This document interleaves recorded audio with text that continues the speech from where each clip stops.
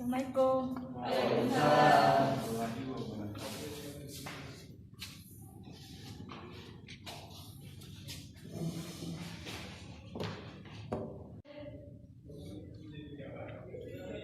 Selamat pagi anak-anak. Pagi, Bu. Apa kabarnya hari ini? Baik, Bu. Baik, Bu. Oke, sebelum kita memulai pelajaran pada pagi hari ini, alangkah baiknya kita berdoa terlebih dahulu. Olehnya itu, saya minta satu orang untuk memimpin doa. Sampai ke kelasnya. Sebelum kita memulai pembelajaran pada pagi hari ini, alangkah baiknya kita berdoa terlebih dahulu. Doa dimulai.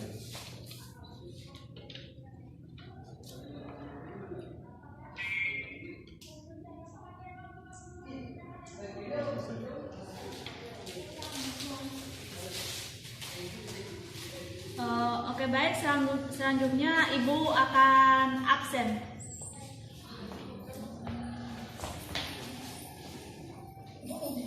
Mus Mulyadi.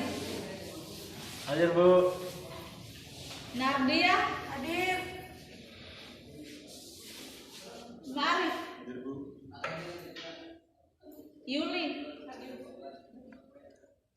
Esti, Hadir, Bu. Farni, Hadir, Bu. Rizka, Hadir, Bu. Teguh, Hadir, Bu. Ayu, Hadir, Bu. Popi. Oke, hadir semua ya. Ya, Bu. Saya harap kehadirannya dipertahankan untuk kedepannya. Oke baik, sebelum kita memulai pelajaran hari ini, Ibu mau tanya, apakah ada yang masih ingat pelajaran kita minggu lalu? Coba siapa? Ya baik, Popi Nirwanda silakan.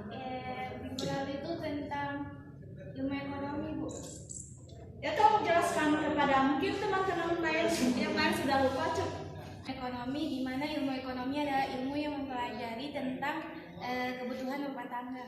Baik, bagus sekali. Namun yang dimaksud dalam rumah tangga di sini itu rumah tangga dalam hal besar, bisa juga dalam hal pemerintah. Jadi materi kita hari ini kita akan melanjutkan materi dari minggu lalu ya. Ya, Bu. Tapi sebelum itu Ibu akan menuliskan tujuan kita untuk tujuan yang kita akan capai pada hari ini.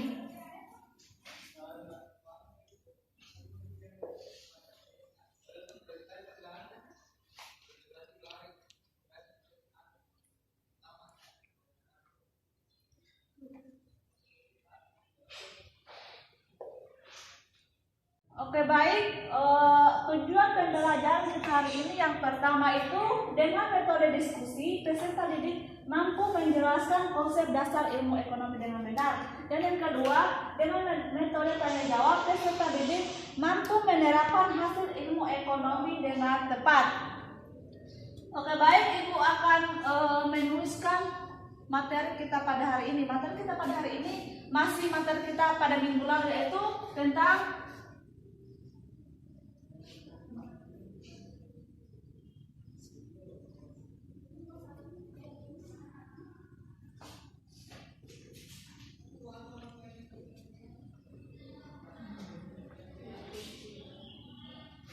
yaitu tentang konsep dasar ilmu ekonomi. Sebelum kita masuk ke materi, kalian pasti bertanya-tanya kenapa kita harus belajar tentang ilmu ekonomi. Kenapa kita harus belajar tentang ilmu ekonomi, yaitu karena adanya masalah. Jadi ilmu apapun yang kita pelajari itu munculnya dari masalah. Jadi kita masuk pada materi. Yang jadi pertanyaan selanjutnya itu masalah apa sih yang melatar belakangi munculnya ilmu ekonomi ini? Kita mulai dari kata kelangkaan.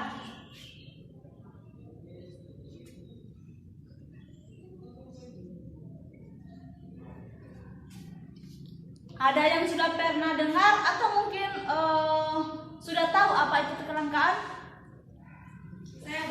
Saya kelangkaan itu adalah keterbatasan sumber daya hingga menyebabkan keperluan masyarakat tidak tercukupi. Oke, bagus sekali. Namun Ibu di sini akan akan memperjelas ya. Kelangkaan ini secara umum adalah kebutuhan manusia yang tidak terbatas, sedangkan alat pemuas kebutuhan yang terbatas. Jadi sekali lagi yang menjadi persoalan kenapa kita harus mempelajari ilmu ekonomi karena adanya masalah ini. Namun yang perlu diingat bahwa alat pemuas kebutuhan yang terbatas ini artinya tidak sedikit, tapi sebanyak apapun alat pemuas kebutuhan ini tidak akan mampu mencukupi yang namanya kebutuhan manusia yang memiliki sifat tidak terbatas. Sampai di sini paham? Paham. Oke, baik. Jadi karena sepertinya kedua hal ini yang kontradiktif, maka manusia itu harus melakukan pilihan. Jadi manusia harus melakukan pilihan. Kenapa harus melakukan pilihan? Karena kebutuhan manusia ini yang sifatnya tidak terbatas, sedangkan alat-alat pemuatnya itu terbatas. Olehnya, jalan satu-satunya itu harus melakukan pilihan. Nah, setelah manusia sudah mengetahui bahwa mereka harus memilih, maka muncullah yang namanya skala prioritas.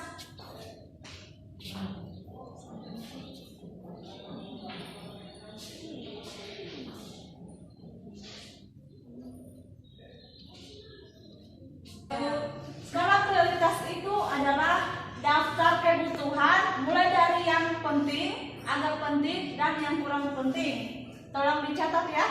Iya, Bu. Nah, setelah skala prioritas ini kita ketahui, maka muncullah yang namanya biaya peluang.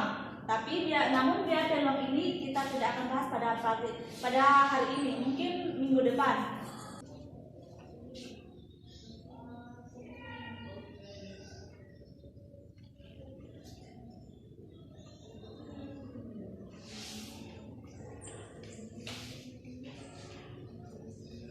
Oke, kita masuk pada materi jenis-jenis kebutuhan. Baik, jenis-jenis kebutuhan itu terbagi menjadi 4 jenis. Yang pertama itu jika dilihat dari intensitasnya. Yang kedua, jika dilihat dari sifatnya. Yang ketiga, jika dilihat dari waktunya. Dan yang keempat, jika dilihat dari subjeknya. Yang pertama itu jika dilihat dari intensitasnya, kebutuhan terbagi menjadi 3 bagian. Yang pertama kebutuhan primer, sekunder, dan tersier. Mungkin anak-anak sudah pernah dengar tentang kebutuhan primer, sekunder, dan tersier. Saya, Bu. Iya, Nadia. Kalau kebutuhan primer adalah kebutuhan yang pemenuhannya harus dipenuhi, adalah kebutuhan pokok, Bu, seperti makanan, minuman, pakaian. Sedangkan kebutuhan sekunder adalah kebutuhan setelahnya. Kalau kebutuhan pokok itu kebutuhan primer tadi telah terpenuhi, seperti itu perabot-perabot rumah, kursi-kursi begitu.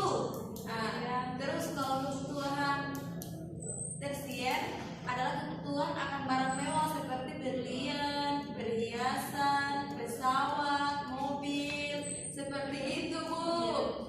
Ya, baik, terima kasih Nadia, tepat sekali. Jadi seperti yang penjelasan teman kalian tadi itu sudah benar ya. Jadi kita lanjut bagian kedua, jenis-jenis kebutuhan jika dilihat dari sifatnya, yaitu jasmani dan rohani. Mungkin kalian sudah pernah dengar? Ya, Nadia, silakan. Kalau jasmani itu, Bu, kebutuhan yang seperti makan untuk tubuh, Bu, untuk raga. Kalau kebutuhan jasmani itu makan, minum, istirahat, olahraga. Sedangkan kebutuhan rohani adalah kebutuhan yang seperti ibadah, Bu, liburan, refreshing, nyanyi, seperti itu, Bu. Baik, terima kasih Nadia, tepat sekali. Bisa dimengerti ya teman-teman Nadia yang lain? Bisa. Nah, baik, sekarang kita beralih pada jenis-jenis kebutuhan yang ketiga, yaitu menurut waktu. Kalau menurut waktu itu terbagi menjadi 2 jenis. Yang pertama waktu sekarang dan yang masa yang akan datang. Mungkin anak-anak sekalian ada yang tahu? Saya, Bu. Iya, Nadia. Kebutuhan sekarang dan kebutuhan yang akan datang. Seperti kalau kebutuhan sekarang itu seperti umpamanya saya itu lapar, terus kebutuhan saya sekarang itu yaitu makan. ketika saya haus maka kebutuhan sekarang saya itu yaitu minum, seperti itu Bu. Kalau kebutuhan yang akan datang seperti saya menabung uang untuk keperluan mungkin kedepannya apa yang saya akan perlukan, itu adalah kebutuhan yang akan datang Bu. Oke, baik, bagus sekali Nabia. Tolong beri aplaus untuk Nabia. Oke, kita melangkah pada yang terakhir itu menurut subjek. Menurut subjek ini terbagi menjadi dua, yaitu individu dan kelompok. Mungkin ada yang bisa jawab? Saya Bu. Iya, silakan. Kalau dari saya Bu, kebutuhan individu itu yaitu kebutuhan yang dimana kebutuhan tersebut hanya saya pribadi yang pakai Bu. Seperti yang umpamanya saya membeli pulpen untuk saya ujian Bu. Jadi pulpen itu untuk saya pribadi dan itu tidak diperuntukkan untuk semua orang. Jadi kalau kebutuhan kelompok yaitu kebutuhan bersama Bu, seperti ibaratnya jalan raya itu kan kita pakai bersama Bu. Jadi jalan itu adalah kebutuhan kelompok Bu, seperti itu. Ya, bagus sekali. Dari aplaus untuk kalian.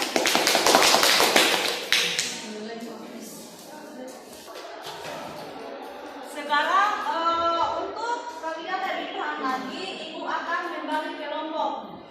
Kelompok terbagi menjadi dua. Ibu mohon kalian berhitung mulai dari Nur Hayat. Iya Bu. Itu kita akan berbagian kelompok. Baik Bu. 2, 1.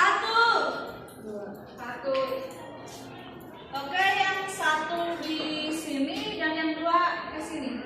Ya Bu. Baik Bu. Tolong bergerak cepat ya kalian. Iya Bu. Karena waktu sudah habis, Ibu harap masing-masing kelompok maju di depan untuk membacakan hasil kelompoknya.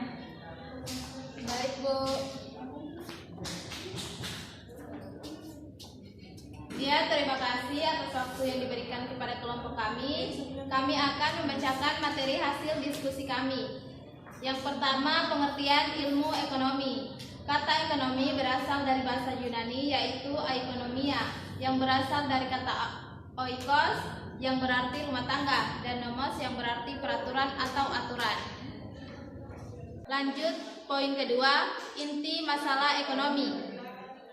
Inti masalah ekonomi adalah kelangkaan.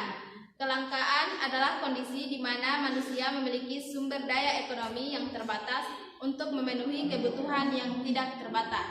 Baik, sekian dari materi kelompok kami. Lebih dan kurangnya mohon dimaafkan. Saya akhiri, wabillahi taufiq wal hidayah. Wassalamualaikum warahmatullahi wabarakatuh. Oke, kelompok dua silakan maju.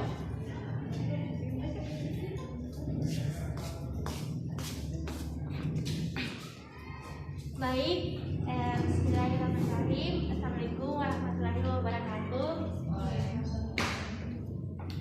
Saya akan membacakan hasil diskusi kami. Pendapat ilmu ekonomi dalam kehidupan sehari-hari, di mana ilmu ekonomi adalah suatu ilmu yang mempelajari tentang segala sesuatu atau tingkah laku manusia yang bertujuan untuk mendapatkan atau mengelola sumber daya yang terbatas.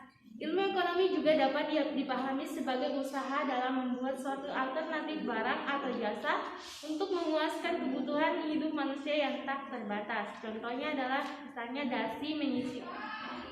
Desi menyisikan uang hasil penjualan makanan untuk memenuhi kebutuhan mendesak, merupakan penerapan ilmu ekonomi dalam kehidupan sehari-hari. Ya, itu saja hasil diskusi kami. Iya, sangat baik